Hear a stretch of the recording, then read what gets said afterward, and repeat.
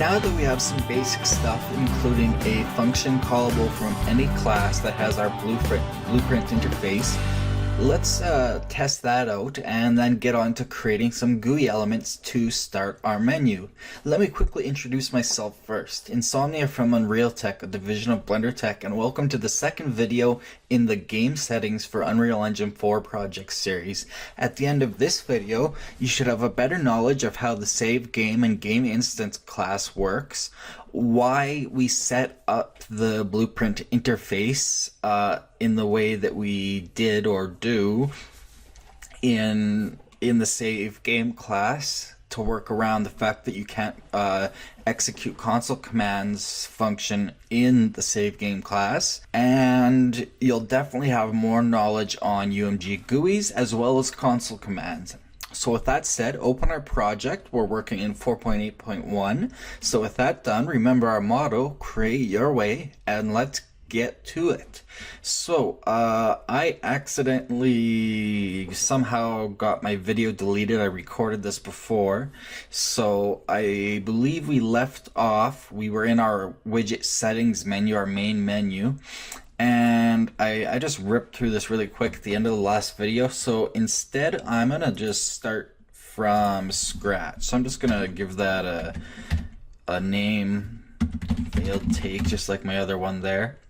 So in our widgets, let's right click, user interface, widget blueprint, and let's call this W underscore. That's how I prefix all my widgets, followed by settings main, and then let's save that since we don't have autosave on so that we're not losing any data, and let's open it up. So let's start out again. So we have our canvas panel, and in fact I'm going to use a new feature of 4.8.1 that I like to try to get used to. If you go into full screen mode with your game here and hit F9, it'll take a screenshot and then click that link there to open it up, and it'll open up a folder. Here it's on my other monitor, and then what we can do is just simply drag that in. It'll be a screenshot something.png, and it should be, let's see, what are the dimensions?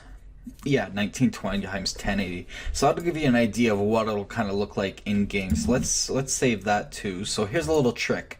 In our widget settings main, if we go into the graph and then we go to preview background where it says none under designer, we can select, and there it is, our screenshot, and then we'll just save that. I also noticed that it's putting the stock nodes in, so we're going to turn that off here in a sec. If we go into the designer, now we have a little preview we can see of what it would look like in game. So quickly, let's go into edit, editor preferences, and under blueprint editor in content editor, we want to turn off spawn default blueprint nodes. We're going to uncheck that and set as default. I've also closed the animations tab and timeline tab, and then went to window save layout so that we have more room to work with here. So anyways, let's get started with our settings main. So we are going to start with a vertical box, and we're going to call this vertical box root. So this is going to be, well, as the name suggests, our root, and we're going to set it to be a variable, and because that'll allow us to work with drag and drop later. We want to size the content, and then we want to add a size box into the vertical box, selecting it and dropping it right on top. Very rarely will I drag something just right into the designer unless I'm just temporarily testing something. Alright, and in that size box, I then want to take the size box and give it a size that I'd like our settings menu to be. So let's give it a width of, say, 768, maybe even bigger than that. Let's go 124. maybe 900, 800. Let's start with 8. That's kind of small. I don't think anyone has that small of a display. I'm gonna go with 1024. In fact, I might even go 1280. And then we want a height override of somewhere around 768. That'll be our menu. And then we want to go back to our vertical root and take our anchor, and we want it to be right in the middle. So I'm going to go and click the anchors button and select the middle one. And that'll put it right in the middle. And then we want to center this on the screen by taking position X and position Y and zeroing them out. So type in 0 for each value, and you'll see that it's lined up just like that. And then to get it centered, all we have to do is change the pivot from 0.5 to 0 in the X and 0 in the Y. And we should be able to get this refreshed. Select the vertical box. Alright, I remember we can reset the pivot on the size box and go back to the vertical box. It's under alignment. We want that to go to 0.5 and 0.5 and have the pivot set to 0. And that will center a menu on your anchor like that. Perfect. Now we can start setting up our actual button that we were going to start with video settings. So we're going to want to start working horizontally. So in our vertical box, let's add a horizontal box. Or into the size box, sorry. Let's add a horizontal box. And so then inside that horizontal box, we want to start working vertically again with a vertical box. And this is what we went through last time. And inside that vertical box, we first want to start with a spacer inside the vertical box, which we'll set to a Y of about 64 or so. That'll give us room to put a title up there. And then inside of the vertical box, we will put another size box, which we will call size box video root. And so that'll help us distinguish it from everything else. Sorry, I'm getting ahead of myself. This is just a regular size box. And inside of that size box, we want another vertical box. Start working vertically. Yes, and then lastly we can have one more size box inside of the vertical box, and that one will be the size box video root.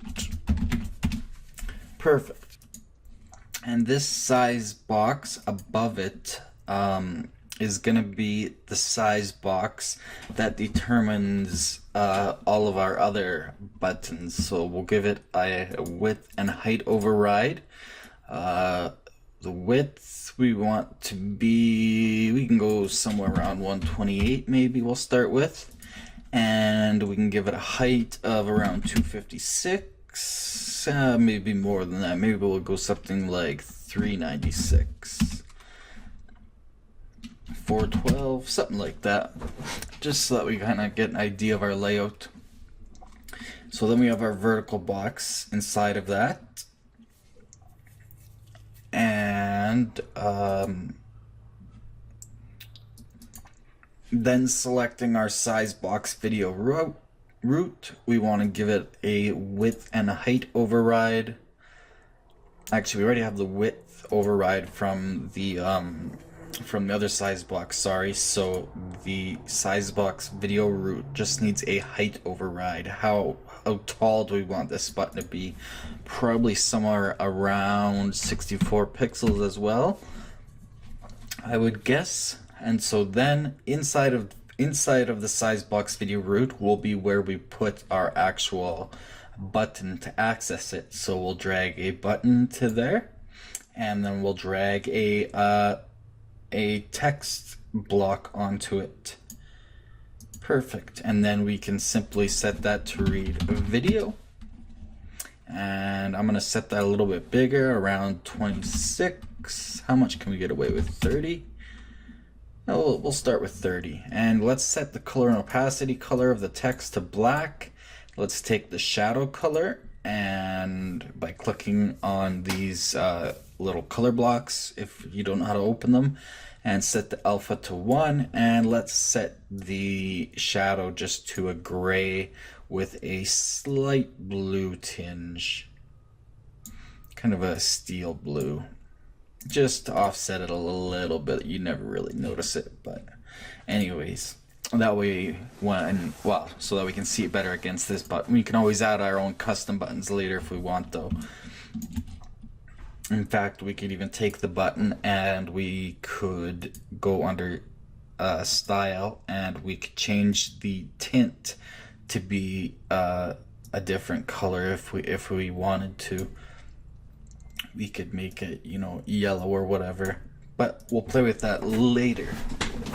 Anyways, so we'll just have the one button for now, and then inside this vertical box, just below the horizontal box, the fourth one in the row, we can add another vertical box into there. And then we could collapse all these for now. Sorry guys, I placed that in the wrong place. That should be in the horizontal box here. There we go. And we can set that to fill.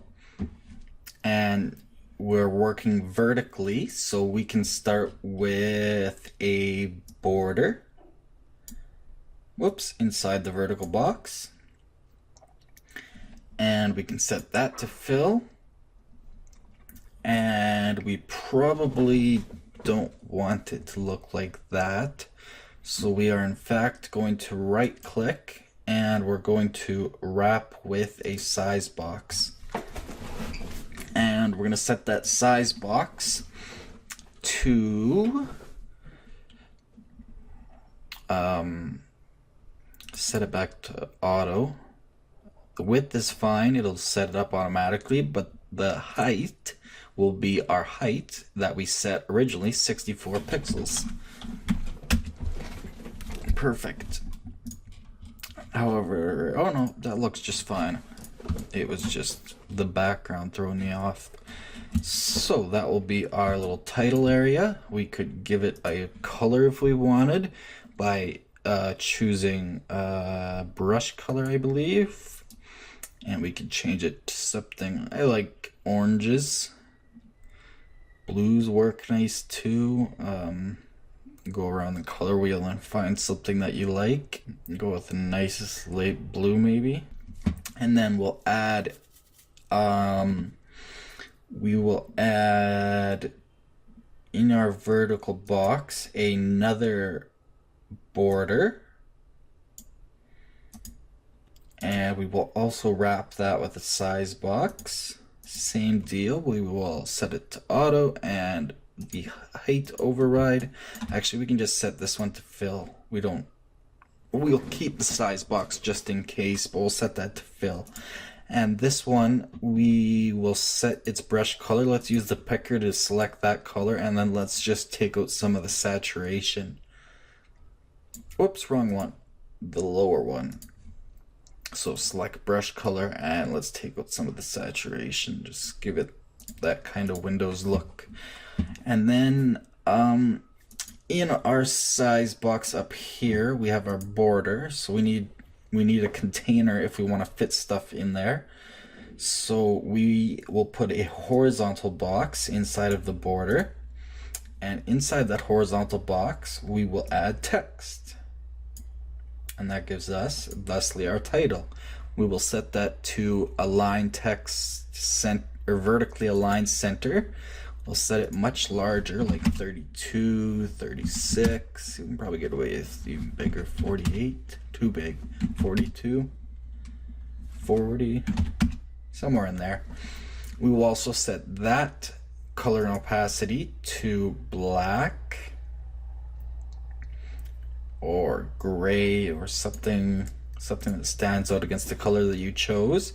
We'll give it a shadow by turning the alpha all the way up, and we want this one to be probably white would look best. We could actually make that blue slightly darker. Whatever, that's okay. It's just kind of beta for now. And the shadow offset, let's give it 2 and 2 so that it stands out more. In fact, against the X, let's go 2.5 or even 3. There, I like that. And so take that text block and let's call this game settings. All right, perfect. So that is our setup for now until we move on to what we'll be doing very soon is the video settings. First, let's go through a couple things. Under the content, something in that I went through in the video that got deleted that I realized was very important is in our GameInstance_settings blueprint class, which is our game instance that we use under the game settings folder. Open that up, and we needed to create this right here. So to create that, we simply right click and we want event init. So this kind of like sets stuff up using blueprints before the game actually starts. And off of that, we want to initialize settings. And so this is in the macro library. If you go into your utilities, you should see them all in there. And get settings and initialize settings. We'll be using those quite a bit in this video. And then we want to take that settings reference and we want to promote it to a variable called I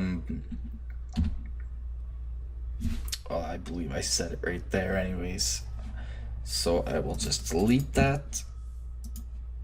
So we'll set that to our games settings. And then we need to give it a save name, so we can do something like game settings save. Because remember, this macro, this creates the save game, remember, based on a bunch of checks. So this will be the actual file and the user index. For now, since it's just us, we will promote that to a variable called user index. And we'll compile, and it should be a default of 0. I'm just going to save. However, if you were working with multiplayer or something, you would need to set that on a per user basis. Usually you're just working with 0 though if you're saving it locally. And then lastly, a settings interface. As you see, we can't just take it in even though we have it implemented. But since it is implemented, we can just drag off and get a reference to self. And that is very important for this to work.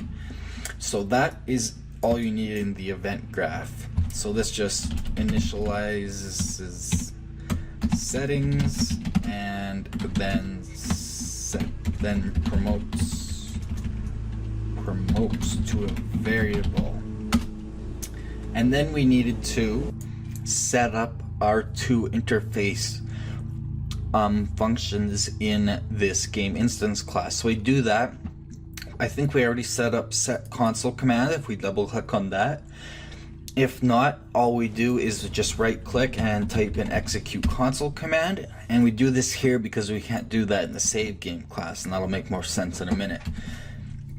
And so then the function takes in the console key, connect that to the command, and then we just have the dummy output so that it returns. And then double click on get settings save. And so what that allows us to do is any blueprint that we create, we just call get settings save, and it gets the settings automatically and allows us to save, get, and set basically settings in that save game. So we need to drag, well, we just take our game settings and drag it on top of there, and that is what we want to set it to. So now, or basically you can say settings set to the loaded or created save file. And so we can now compile. What are we getting? The property associated settings BPI. I believe that error will go away when we move on to the next one. So just save that, and let's move on to settings save. I can't remember what we did or if we even did anything here. I believe we did the save settings custom event. If not, just right click custom event, add a new custom event called save settings. So this is used to save settings to a slot whenever it's called. So then you want to create a save game to slot node. The save game object, get a reference to self for the slot name. Promote that to a variable, a string variable, and give it a default slot file name of saved settings, and the user index obviously 0, or you could promote to a variable called user index, which obviously would default to 0. And then we go to a branch with a return value. Yeah, we did go through this. If the save is if it got saved true, then it says settings saved. If not, it says settings didn't save, please report this. So we went through that one. What we needed to do next to actually start setting our settings, and what we'll be using today, is we'll start with the screen resolution. So we want to create a new function. Let's call set screen res. And description, this function when called sets the screen resolution in our save. And it has three inputs, I guess, actually, an integer, and a string. And the first one is going to be our x. Actually, I'm going to keep it consistent. Resolution x, res x, and res y. So a resolution in the x and y, which will work off of vector 2D.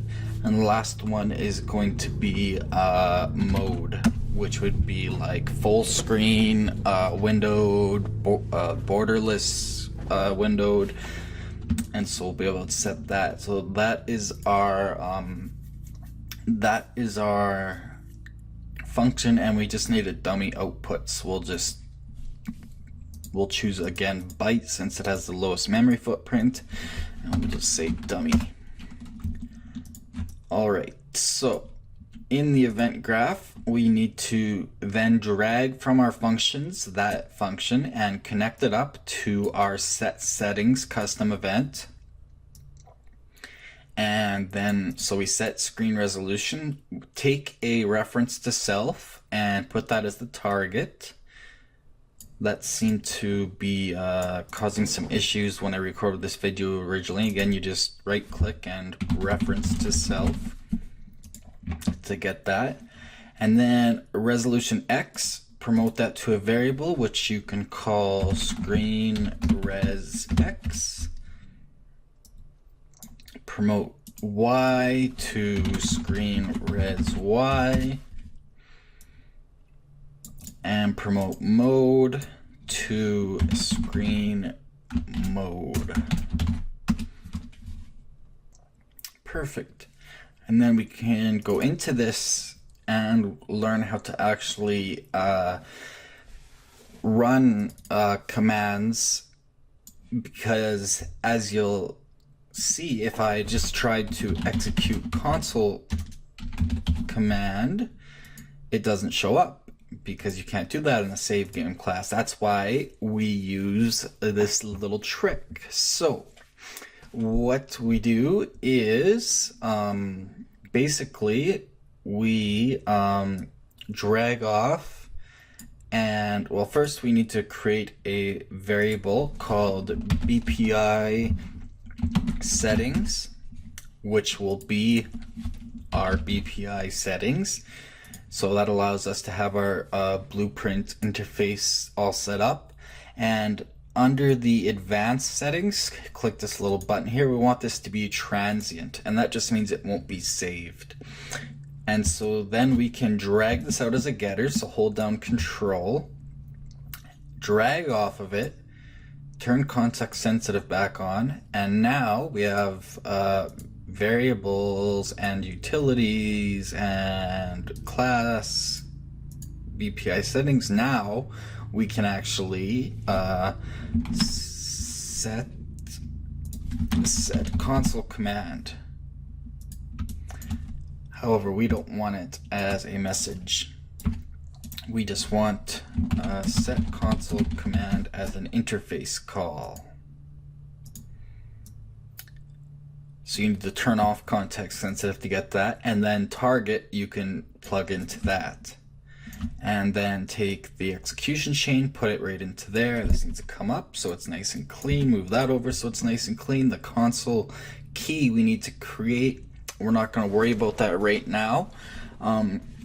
We're gonna test it first. So let's compile and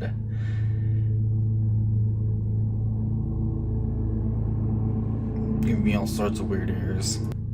Oh right, we need to, of course, return that. So return, and we can return the dummy to the dummy if we want. Compile and save, and is that going to fix our game instance? No, let me figure out why that is.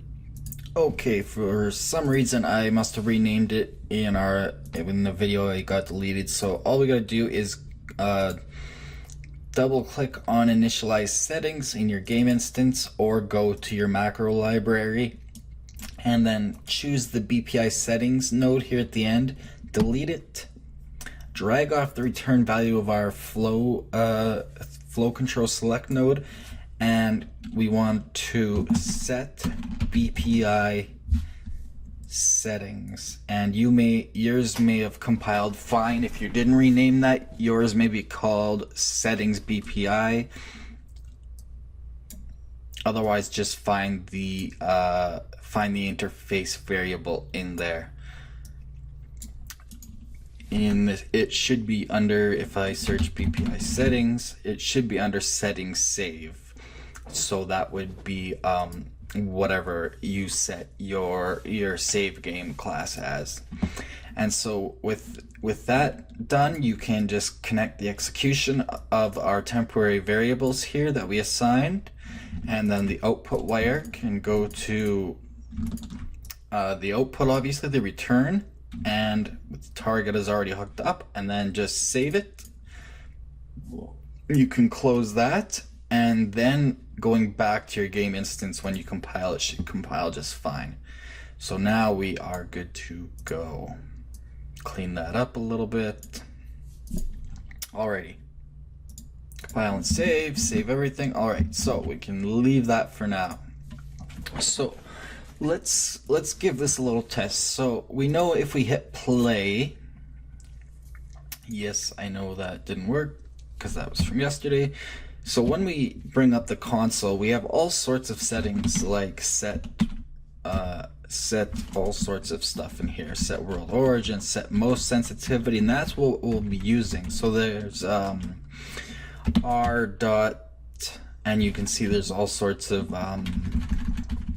350. Yeah, there's all sorts of things we can set through here. And one that we would want to use is set res. So you can see we can set res to 800x600 and F for full screen, and that would set us to 800 by 600 full screen. WF, windowed, full screen, and so on and so forth. And so that's what we will be putting into our into our console key here. So let's build that quickly. So in the settings save, drag backwards from console key and type in append. We're going to use 4.8's new append way of allowing multiple pins. And so we want to append that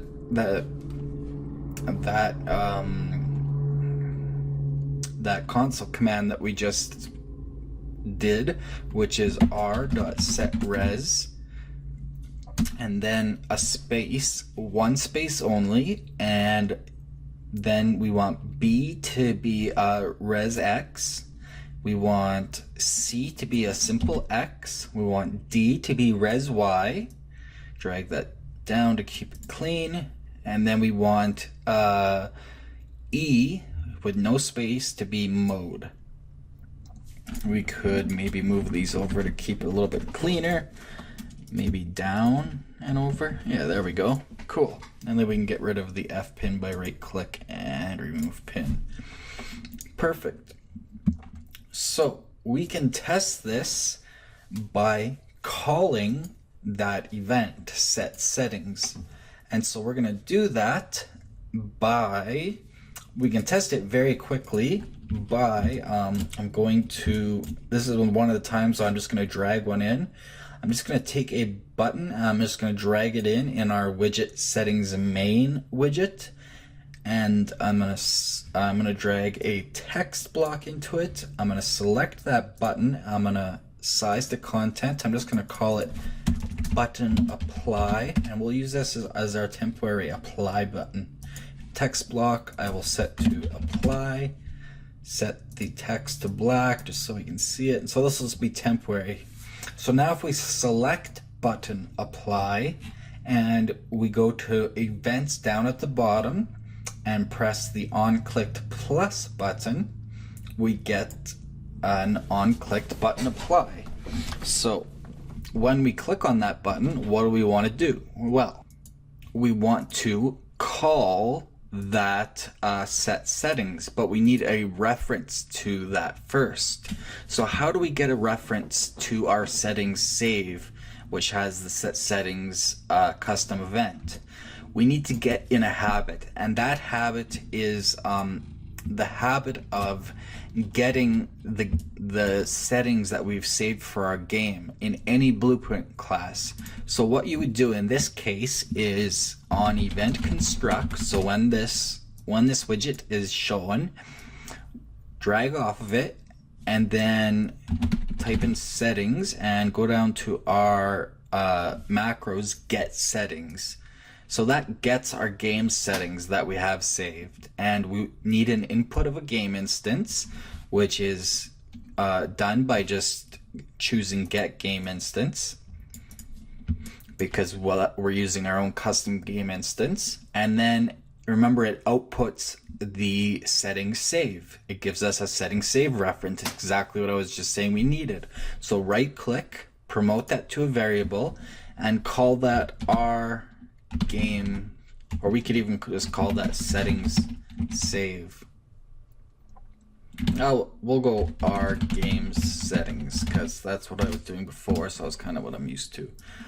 And so we want to get used to doing this in any blueprint that we want to apply settings to. So basically we are getting our game settings and then promoting to a var to get set.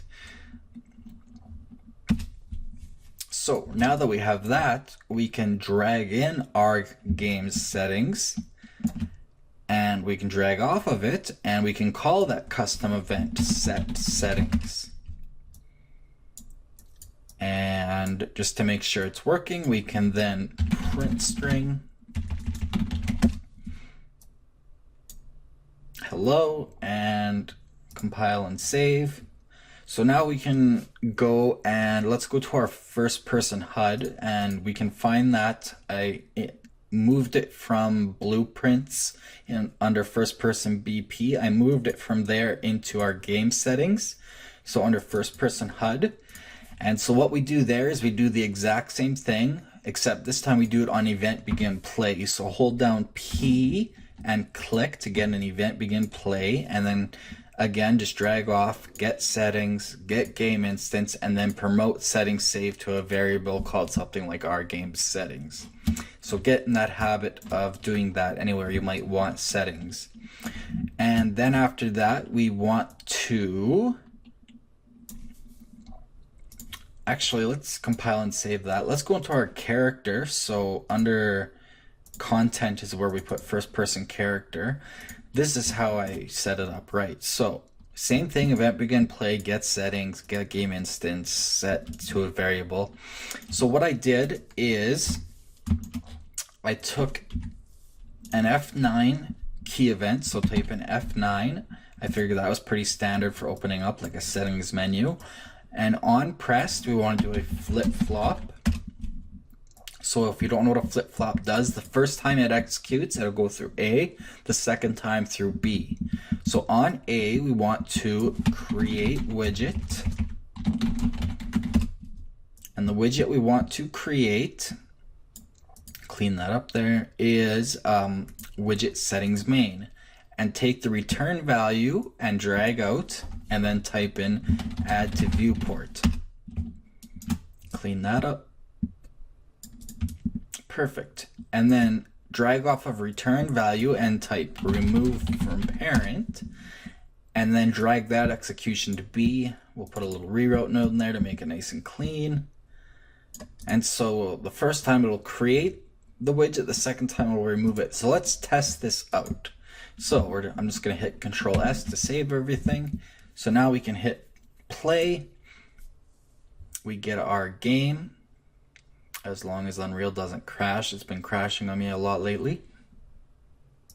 And of course it did crash. So luckily I saved, so we hit play. We get our little game. Oh, I made a small adjustment. I'll have to fix that. But anyways, we hit F9. We get our little menu. We hit Shift F1 to get our cursor before we set that up in Blueprint to happen without us having to do that manually. And we hit apply, we get hello. So we know it's executing that event. So now we just need to give it some input. So to do that, let's create our video settings. I was going to do video settings in this video, and in the next one, mouse and keyboard.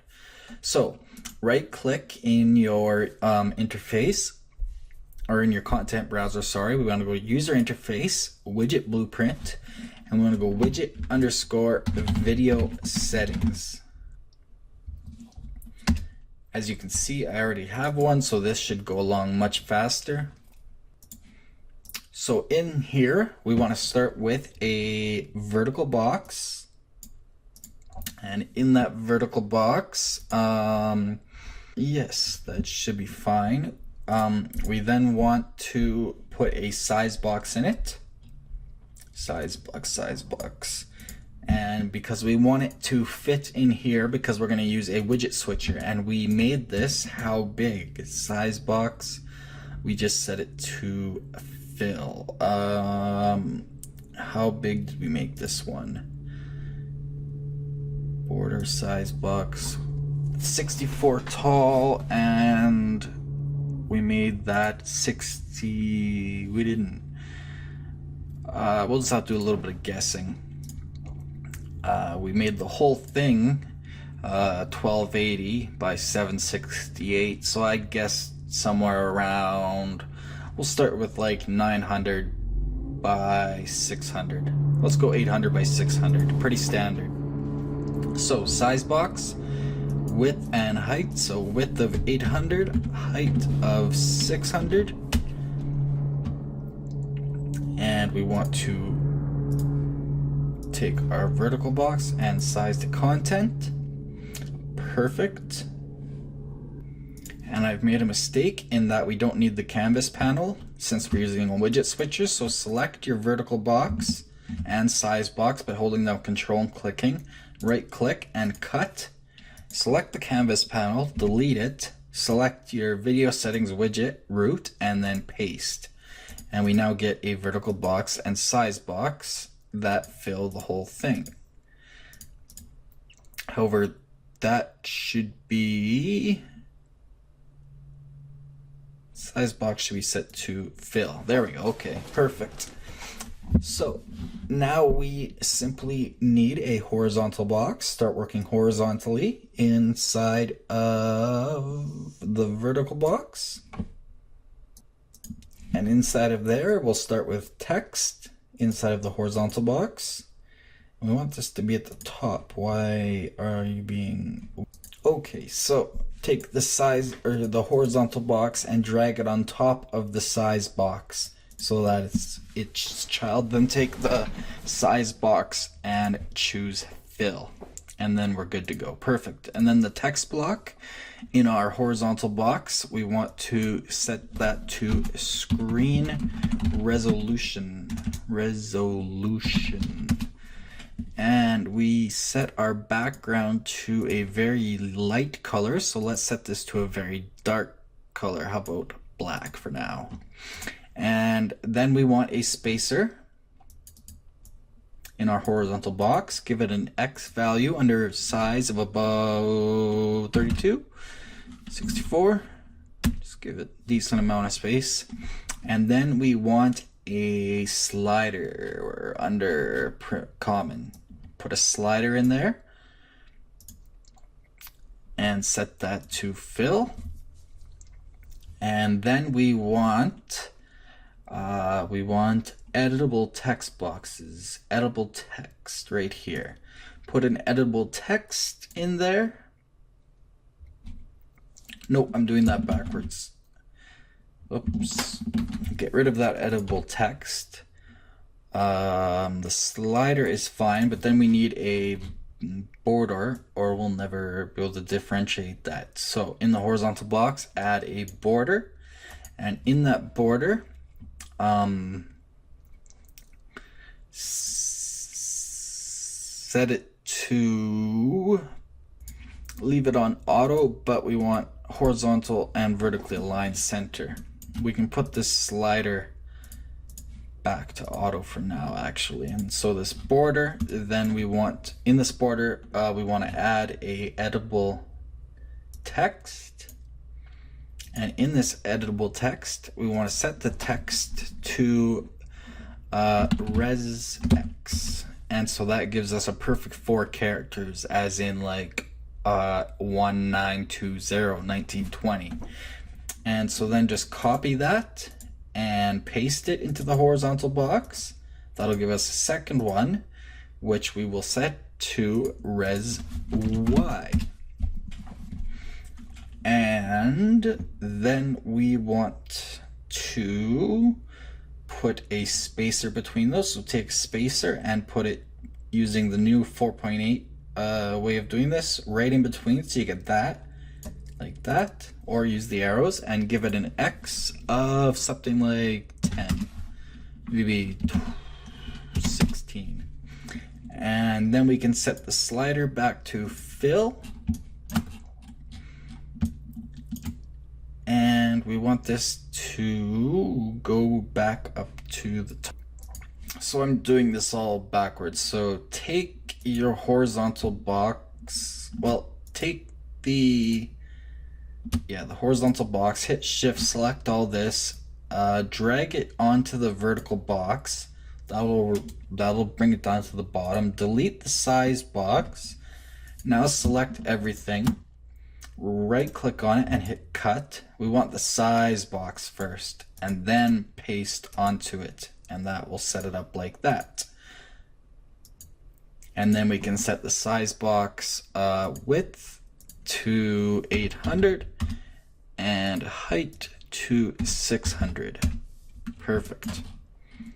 All right, so that is a little bit large of a slider, so I'm going to take another spacer and put it in the horizontal box, and so that'll be at the end there. I'm going to set that to an X of something like 128, maybe even like 256, just so it's not so big. Alrighty, so next up, we're almost getting to having this ability working. The cool factor is coming soon. So let's just save, Control S to make sure we don't lose anything. Select your slider, and then down at events, we want an on value changed event. I'm going to show you guys a cool little trick, and let's call this slider screen res. I'm going to put that in caps, screen res, so that it stands out. Save and go to your graph again. So we need some variables. So we want a variable called resolution. We'll just go res x of the type text, and another one called res y, and another one called screen mode, and that will come later, but another one which will be a res slider value of the type float, and we want a screen resolutions, or just go resolutions, and first let's set it up. That'll be a vector 2D, which is x and y, which is what resolutions work, and make it an array. And we want a tooltip just so we know. This is where we set all supported resolutions our game will allow. So that's important to remember. And what else is important to remember? Anywhere that you need to set or get game settings, you need to do, well, in this case, event construct. And then we want to get settings, our game instance, get game instance, and promote to a variable called our game settings, our game's settings. Perfect. So here's what we do now. We need to set the res slider value. So hold down Alt and drag it in somewhere over here and connect it up to the execution. So when the value is changed, it sets it. And what does it set it to? Well, that involves some math. First of all, let's work over here. After that, we want to set res x. So hold down Alt and drag it in. And we want to set res y, so hold down Alt and drag that in, and x followed by y, like so. And then we want to drag in our game settings as a getter, holding down Control, and off of that, drag in what our resolution, what did we call it? Set screen res x. We need some more space here. And then drag off of it and set screen res y. And eventually we'll be setting the mode too. For now, we are just going to default. In fact, something I forgot, let's go back to our settings save. We need to give these default values. What if the user doesn't have anything? What if there is no save? So the default screen resolution, I will set to, let's say 800, since that's a default, like small as it gets, by 640, or by 600, sorry, as your default. And the default screen mode you can just set to, say, F for full screen. So just compile and save that, save everything. All right, great. I forgot. Otherwise, if we don't have default settings, then we're kind of up the creek without a paddle, so to speak. So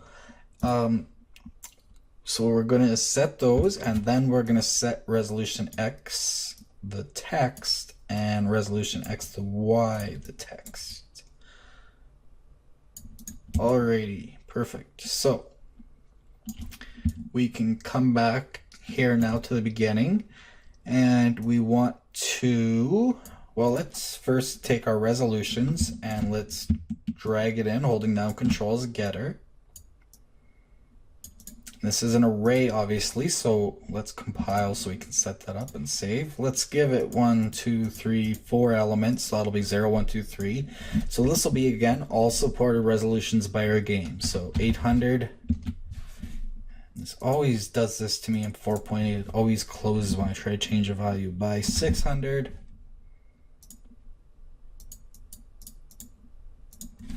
$1024.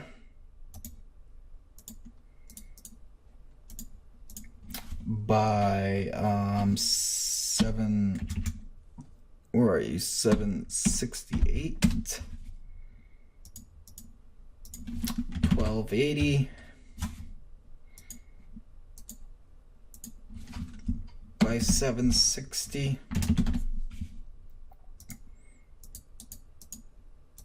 1280. By 764 or 768. And let's add one more in. 1920.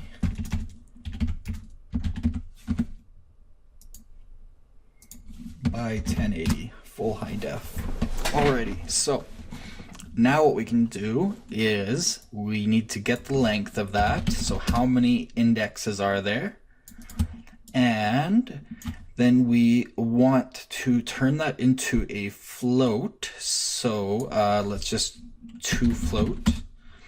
And we want to take this and multiply it float by the value. Because remember, this is working off of 0 to 1. But I will show you the neatness of this in a minute. We're going to need more room here. So let's move this all way over. Let's move it to that square there. Maybe even further. Anyways, so put that right on that block. Give it a reroute, clean things up. So after that, we want to floor it to turn it back into an integer. And we want to take that return value and do an array get. Of what array? Well, obviously our resolution array. So we're taking that value as an integer, so it'll give us something like 0, 1, 2, 3, 4, 5, whatever, to get a certain index, hence a certain resolution, if that's starting to make sense. So after that, we then want to break it just like a struct. We're breaking a vector 2D into its x and y counterparts, which are floats. We need to turn them into ints, so floor both of them.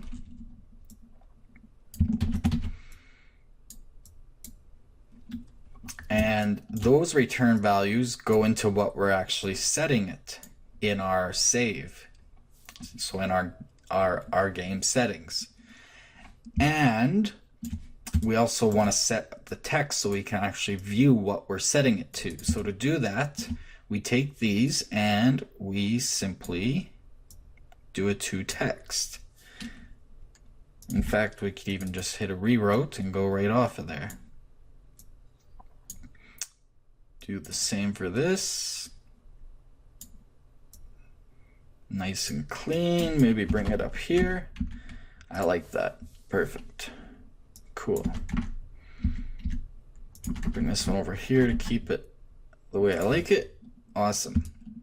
Alrighty, and then back in here we need a little more math. So that works on the array, but we then need to take the length of the array. So the total length, we want to do a division, a float division, and we want to divide this, so it's going to convert that integer to a float, by the total length of indexes in the array, or of elements, and then set that to our slider values. So basically it takes our value, let's say it's like 0.25, so a quarter, and it multiplies it by the length, so that would be like 5. I think we have, and then it floors it, so that would give us a 1, which we would divide by 5. Divided by 5 gives us 0.2, so that sets our slider value to 0.2, which would give us 1/5. So that would give us our index. You can see it floors, so, or sorry, no, the length times the value. So if we had a value of 0.761 times our array length, so times 5 gives us 3.805. If we were to floor that, that would give us 3, which would give us our index 0, 1, 2, 3. That would give us 1280 by 768 on our getter, which then gets broken and sets it in our save and sets our text.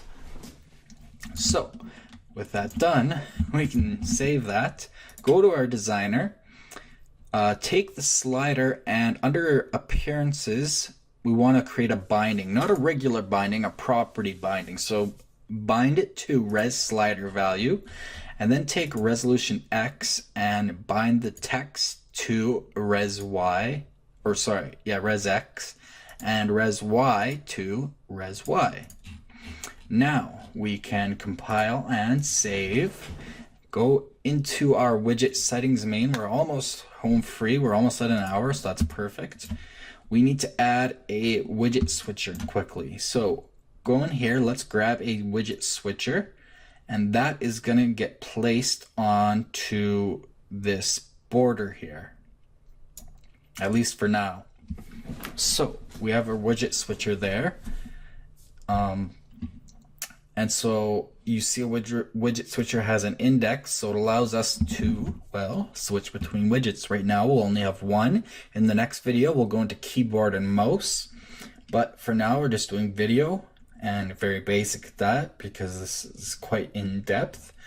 But you'll see if we scroll down all the way to the bottom, we have user created, and you might have to expand it the first time. So we should have widget video settings. If not, make sure you compile and save it. So now you can take this, you could just drag it into here, but we want to drag it into the widget switcher. So drag it on top of the widget switcher. It now becomes a child of the widget switcher.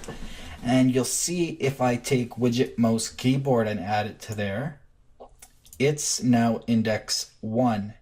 And video settings is index 0. So if we select our widget switcher, index 0 gives us our screen resolution, which actually ended up looking good, by the way.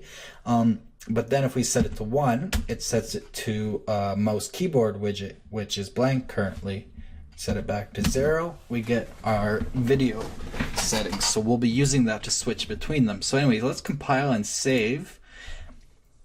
And let's test this. So let's hit play.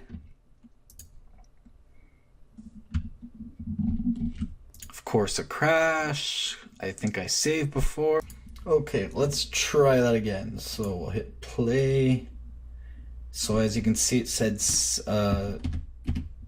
said save file not found because I haven't set it to automatically save it and load every time, but we'll get to that. So it creates one, and so then I hit F9 and it brings up our window. I should have set that slider differently, but anyways, now I hit Shift F1 to bring up my cursor, and if I drag the slider, as you can see, we get our screen resolutions and it snaps. So we have 800 by 600, 1024, 1280, 1280, 1920. Oh, and we got zeros. Oh, I just realized I made a mistake. If we go into widget video settings, I forgot one thing. Go into your graph. We want length -1, otherwise we get that 0, 0 at the end. Length -1, because it's working off of thinking if you have 5 indexes, it would be set to 5, but arrays obviously work starting at 0, so we need to subtract 1. So compile and save, and hit play, F9. drag the slider. So I'm going to set it to say 800 by 600. You should notice the graphics settings, like you should notice it gets aliased when I hit apply. So apply, and maybe not, all the way across, apply. So we have access none in Blueprint's settings save. Access none BPI settings. So that is not getting accessed. Why not? So let's just check over here. Of course, I got another crash. So in our settings save, our target is self. And when we call this,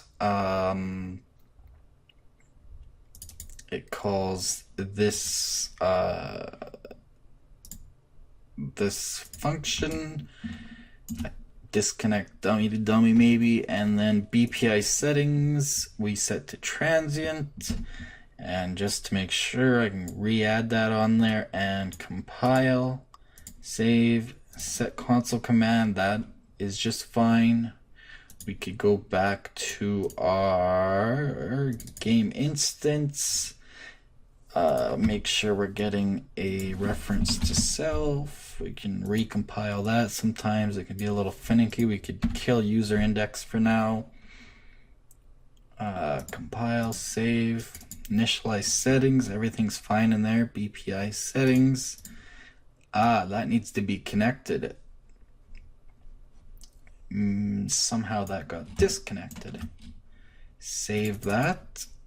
Close it, make sure it's still connected. Okay, let's try that again. Save everything, make sure. I'm gonna play in a standalone. Maybe that will not crash. So we'll let it play. So as you can see, it created a save game, F9. Screen resolution we'll set to 1920 times 1080. Apply. And it set the screen resolution. As you can see, it obviously set. Apparently my monitor is not supporting it in that mode though. So I'm going to set the default screen mode to WF for windowed. Save. Alright, we'll give this sucker one last try here today. So we will set it to 800 by 600. I know that's a good setting, so hit apply. And there you have it. It's set it to, as you can see, it's very aliased. And if I crank it all the way up, 1920 by 1080, apply, as you can see, it gets less aliased because I'm in borderless full screen. And you can see the alias changing dramatically in between the two. So that is the first. In the next one, in the next video, that is, we will. There we go. So we'll try to quickly add video mode to this so that we can switch between them. And we'll add more settings to that later. I just wanted to make it very quick so we can finally get some actual stuff going. The rest will be able to fly through compared to the last 2-hour-long videos. And we will also get started on mouse and keyboard settings. So we'll do the same kind of deal, and we'll go into our first person character, and we'll make it so that we can adjust. This is why I was getting weird input. We can adjust the mouse input sensitivity, we can invert it, we can well, we can do all sorts of things really. And we will be getting to custom stuff. As you can see, there's hundreds of things we can apply through settings, but we'll go through some of the standard stuff, and then we'll get into some more customized stuff to set. So anyways, that is all for this video. Like I said, in the next one we'll get into some mouse and keyboard settings. So I think I'm going to leave it off there. So thanks again for watching from the team here at Unreal Tech, division of BlenderTech.com. If you enjoyed this video and learned something, please like it, and don't forget to subscribe for more videos. We're on social media and the links on your screen. If you dislike this video for some reason, please tell us why, so we can continually improve based on your community input. We also take requests. We'll see you next time, and remember, create your way.